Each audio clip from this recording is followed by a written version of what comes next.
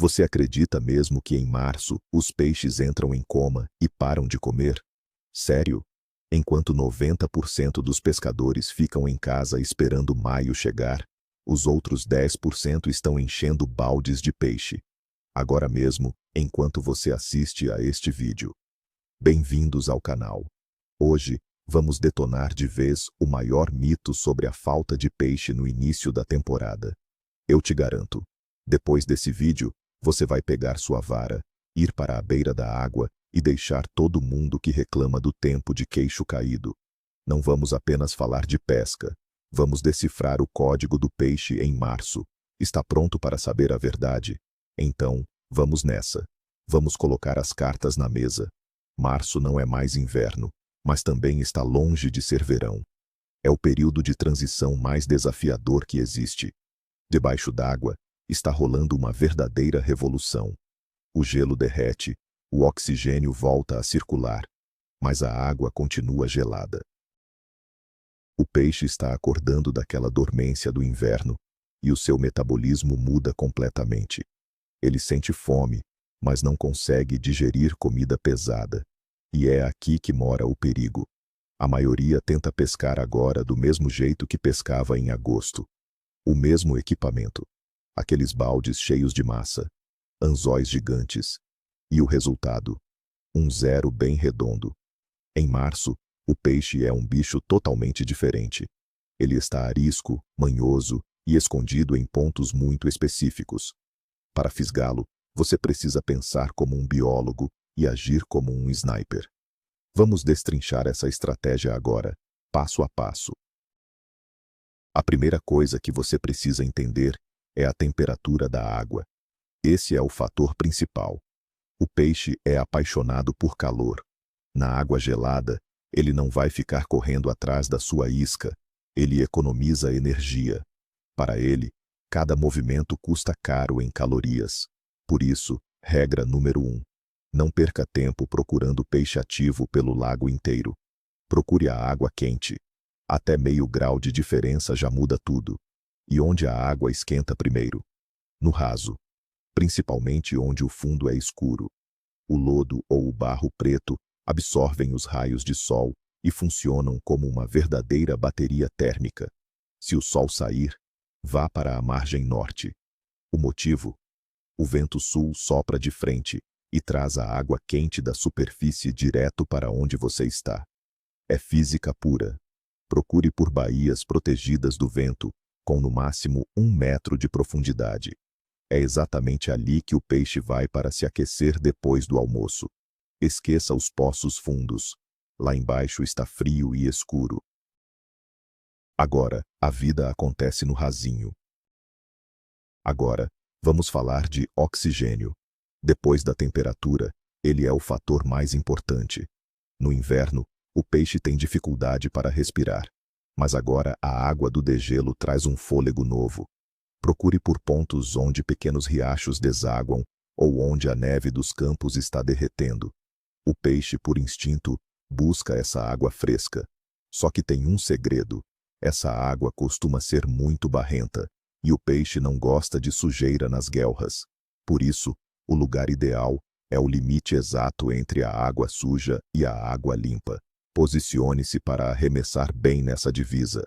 A parte turva traz o alimento, minhocas, larvas e sementes que vêm da margem, enquanto a água limpa oferece o conforto necessário. Se você encontrar um riacho assim desaguando em um recanto do rio, pode apostar. Você achou uma mina de ouro. O cardume inteiro vai estar concentrado ali, e com muita fome. Vamos falar da tralha.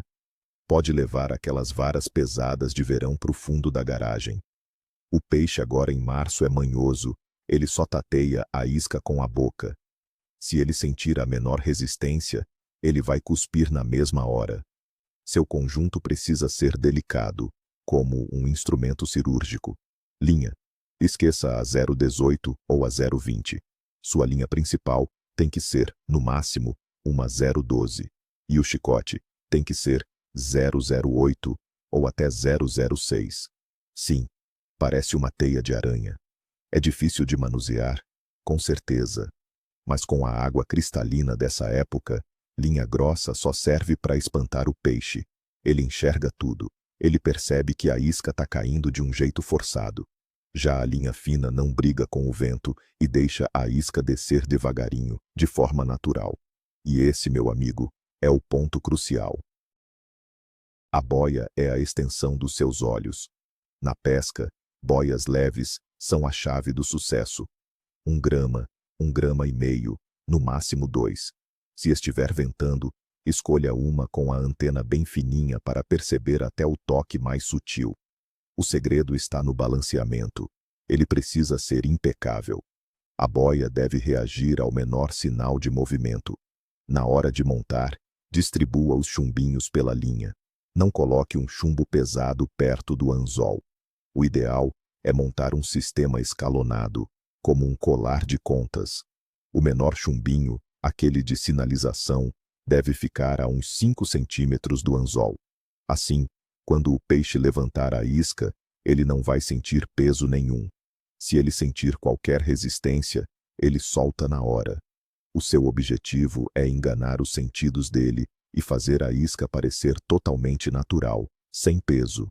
É um jogo de gato e rato, e você precisa ser o mais esperto. Anzóis. Esse é um assunto que gera muita dúvida. Eu vejo muita gente usando anzol número 10 com um monte de minhoca, mas em março, isso simplesmente não funciona. Nessa época, o peixe está mais manhoso e procurando alimentos menores. O segredo é usar anzóis número 16 ou 18, seguindo a classificação internacional. Eles parecem minúsculos, eu sei, mas precisam ser de arame fino e estarem extremamente afiados. O arame fino é fundamental para não machucar a isca. A larva no anzol tem que continuar viva e se mexendo. Se ela esvaziar e ficar murcha, esquece, o peixe não vai chegar. Um anzol pequeno é sugado com muito mais facilidade e o peixe nem percebe que ele está ali. E não precisa ter medo de perder o peixe. Os anzóis modernos seguram muito bem o tranco, desde que você saiba trabalhar a fricção do molinete e aproveitar a flexibilidade da sua vara. Iscas. O que servir no banquete? Em março, o peixe quer proteína. Ele está se preparando para a desova e precisa de muita energia. Por isso, esqueça o pão, a massa, o milho ou a cevadinha. Deixe isso para o auge do calor. Agora, o rei da festa é o bloodworm. É o alimento natural que vive no lodo, e o peixe conhece esse cheiro de longe. Na hora de iscar, coloque apenas 1 ou 2 larvas. Nada de fazer um tufo enorme. Prenda sempre pela cabeça para que ela continue se mexendo. Esse movimento deixa o peixe louco. Se não tiver bloodworm, a larva de mosca pequena resolve. As vermelhas costumam funcionar melhor que as brancas em águas mais frias. E a dica de ouro: faça um sanduíche, misturando as 2 larvas no mesmo anzol. É o clássico que nunca falha. Minhoca. Dá para usar? Com certeza, mas tem um detalhe. Uma minhoca inteira nessa época do ano acaba sendo um exagero. O peixe vai ficar só beliscando, puxando pela ponta e, no fim, acaba desistindo. Se você for pescar com minhoca, a dica é usar pedacinhos. Corte um fragmento pequeno, de meio centímetro mais ou menos. Na hora de iscar, deixe a ponta do anzol bem exposta. O cheiro da minhoca cortada se espalha muito rápido na água e atrai o peixe de longe. Funciona como um atrativo natural poderosíssimo. O caldo da minhoca é a melhor química que a natureza já criou. Tente esse truque quando o peixe estiver manhoso. Muitas vezes, é justamente esse pedacinho que garante a fisgada do bitelo. A cevá. É aqui que 90% dos pescadores erram. A regra de ouro para o mês de março é: o foco não é alimentar o peixe, mas sim atraí-lo. Nesta época, o metabolismo do peixe está mais lento. Ele precisa de quase nada para ficar satisfeito. Se você jogar 1 quilo de massa pesada na água, o peixe vai comer 2 ou 3 grãos e sumir por 3 dias. Por isso, a sua ceva precisa ser estrategicamente pobre. E o segredo é a terra. Pode ser terra comum de barranco ou solo específico comprado em lojas de pesca. Misture a sua massa pronta com a terra numa proporção de 1:3, ou até 1:5. A terra cria aquela nuvem na água e espalha o aroma, mas não mata a fome do peixe. Ele vai ficar ali fuçando o fundo, procurando as partículas de comida no meio da terra, sem nunca se fartar. É isso que mantém o peixe no seu ponto por horas. Sem o uso da terra, você corre o risco de simplesmente estragar a sua pescaria. Vamos falar sobre os aromas da ceva. No verão, a gente adora usar morango, baunilha e mel. Mas na água fria, esses cheiros doces não funcionam tão bem. Eles ficam muito fortes e artificiais. Nessa época, o que manda são os temperos e os cheiros de origem animal. Alho, coentro, pimenta, ou então aroma de camarão e caranguejo. O alho, inclusive, é uma verdadeira arma secreta para a pesca em águas geladas. Mas muito cuidado com a dose. No frio, o cheiro se espalha mais devagar, mas dura muito mais e fica bem mais intenso. É melhor usar pouco do que exagerar. Uma dica: coloque o atrativo nas mãos e esfregue na massa. Geralmente, isso já é o bastante. Nunca jogue o produto direto do frasco no balde. Você pode acabar azedando o ponto e fazendo o peixe passar longe dali por muito tempo. A cor da ceva é um ponto fundamental. Na primavera, a água costuma ficar bem cristalina antes de começar a turvar. E como o fundo do rio é escuro, qualquer mancha clara, seja branca ou amarela, vai brilhar lá embaixo como se fosse um refletor. O peixe pequeno tem pavor de ficar em cima desse clarão. Ele se sente exposto, um alvo fácil para predadores como a traíra ou o tucunaré. Até peixes maiores como a carpa ficam desconfiados e evitam a área. Por isso, sua ceva deve ser preta ou marrom bem escuro. Use um corante próprio ou até um pouco de terra preta para escurecer a mistura. O segredo é fazer com que o trato se camufle no fundo. O peixe precisa encontrar a comida pelo cheiro e não pela visão. É uma questão de segurança para ele. Se você criar um ambiente onde o peixe se sinta confortável, ele vai retribuir com muito mais batidas na sua linha. Estratégia de ceva. Esqueça aquela ideia de começar jogando 10 bolas de massa do tamanho de uma laranja. O barulho do impacto na água vai espantar todo o peixe. Agora, em março, o segredo é ser delicado. Jogue apenas uma bolinha pequena, do tamanho de uma noz. Se estiver usando feeder, escolha o menor que tiver. O toque na água deve ser o mais silencioso possível, porque o peixe está muito arisco nesta época. Qualquer ruído exagerado e o cardume vai se deslocar para longe. É muito melhor ir jogando uma pequena porção a cada 20 minutos, só para manter o peixe curioso, do que bombardear a água como se fosse um ataque de artilharia. Se estiver pescando com boia, você nem precisa fazer bolas de massa. Jogue a mistura farelada para criar uma nuvem na água. Esse rastro visual atrai o peixe mesmo de longa distância. Mobilidade. Na pesca de verão, você senta na cadeira, ceva o local e espera o peixe chegar. Mas em março, a história é outra. O peixe quase não se mexe. Se você está parado há meia hora sem um toque sequer, mude de lugar. Não espere por um milagre, porque ele não vai acontecer. Vá atrás do peixe. Mova-se 10 metros para o lado. Mude a profundidade. Tente um arremesso perto daquela galhada ou nos juncos. O peixe está concentrado em pontos específicos. Você pode estar a 1 metro do cardume e não fisgar nada se ficar parado. A busca ativa é o segredo do sucesso. Cadeira leve, o mínimo de tralha e vara na mão. Arremessou, testou, não teve ação?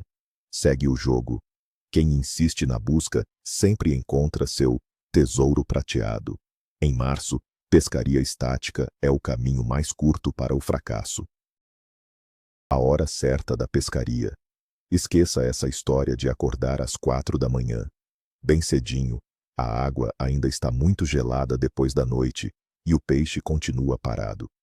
Em março, a ação costuma começar só perto do meio-dia, quando o sol começa a esquentar. das 11 da manhã até umas 3 ou 4 da tarde. Esse é o horário de ouro. Assim que o sol começa a baixar, a temperatura cai e o peixe para de comer na hora, como se desligassem uma chave. Aproveite isso a seu favor. Durma um pouco mais, tome um café reforçado e chegue na beira do rio lá pelas 10. Você não vai perder nada. Pelo contrário, vai chegar descansado e cheio de energia, bem na hora que o peixe sai para se alimentar. É aquele caso raro em que a preguiça joga a favor do pescador. Trabalhando a isca. Em março, o peixe até gosta de movimento, mas tem que ser algo bem lento. Se a boia estiver ali parada, sem vida, tente provocar o peixe. Dê um leve toque com a vara, deslocando a linha só uns 2 centímetros. Levante a isca de leve e deixe ela assentar de novo. Arrastar a isca pelo fundo também dá muito resultado, porque imita uma larva ou um bichinho cutucando o lodo. Geralmente, a batida vem logo que você para de mexer. É o instinto do peixe. Ele acha que a presa vai fugir e resolve atacar. Mas lembre-se, o movimento deve ser suave, sem agressividade. Se der tranco, você vai acabar espantando o peixe. Imagine que você está controlando uma marionete, com todo o cuidado e delicadeza. Vento e marola. Muita gente não gosta de vento, mas na pescaria, ele é o seu melhor aliado. Essa ondinha na superfície ajuda a te esconder do peixe. Quando a água está parada como um espelho, o peixe enxerga o seu vulto na margem e se assusta com qualquer movimento da vara. A marola funciona como uma camuflagem natural. Além disso, o vento movimenta as camadas da água e aumenta a oxigenação. A margem onde o vento bate costuma ser o ponto mais produtivo. O vento empurra o alimento para lá e cria uma corrente de fundo que levanta o sedimento, atraindo os peixes. Não tenha medo do vento. Coloque um agasalho e pesque de frente para ele. É exatamente ali, onde a água se agita na margem, que os grandes exemplares ficam rondando, prontos para comer tudo o que cai na água. Leitura de fundo. Se você pesca de feeder ou picker, não tenha preguiça de sondar o local. Tente encontrar a transição do lodo para o fundo duro ou de cascalho, ou então, busque por algum degrau no relevo. Qualquer irregularidade no fundo serve de abrigo e vira um ponto de alimentação para os peixes. Em um fundo totalmente plano, o peixe não tem onde parar. Ele sempre busca proteção. Até um pequeno buraco ou uma elevação podem atrair o cardume como um imã. Invista os primeiros 30 minutos da sua pescaria estudando o terreno com uma chumbada de marcação. Esse tempo vai retornar em dobro. É muito melhor gastar meia hora procurando o ponto ideal e ter 3 horas de ação, do que passar o dia inteiro olhando para a ponteira parada em um lugar escolhido ao acaso. Silêncio absoluto. A água está fria e cristalina, e nela o som se espalha num instante. O bater de um balde, uma conversa mais alta, ou o pisar forte no barranco. O peixe ouve tudo. Ele é um bicho extremamente cauteloso. Se sentir qualquer ameaça, ele não vai para longe, mas simplesmente para de comer. Ele trava. Por isso, mantenha o silêncio. Nada de bater as portas do carro. Aproxime-se da margem com o máximo de cuidado e evite que sua sombra caia sobre a boia. Lembre-se, camuflagem não é apenas usar uma roupa camuflada. É, acima de tudo, a sua atitude. Seja parte da natureza, e não um elefante numa loja de cristais. Quanto mais quieto você estiver, mais perto da margem o peixe virá. Na hora de fisgar, todo detalhe conta. Em março, as batidas podem ser quase imperceptíveis. Às vezes, a boia só afunda 1 milímetro, dá uma leve tremida para o lado ou simplesmente trava de um jeito estranho. Viu algo diferente? Fisgue na hora. Não fique esperando a boia sumir ou deitar, porque isso pode nem chegar a acontecer.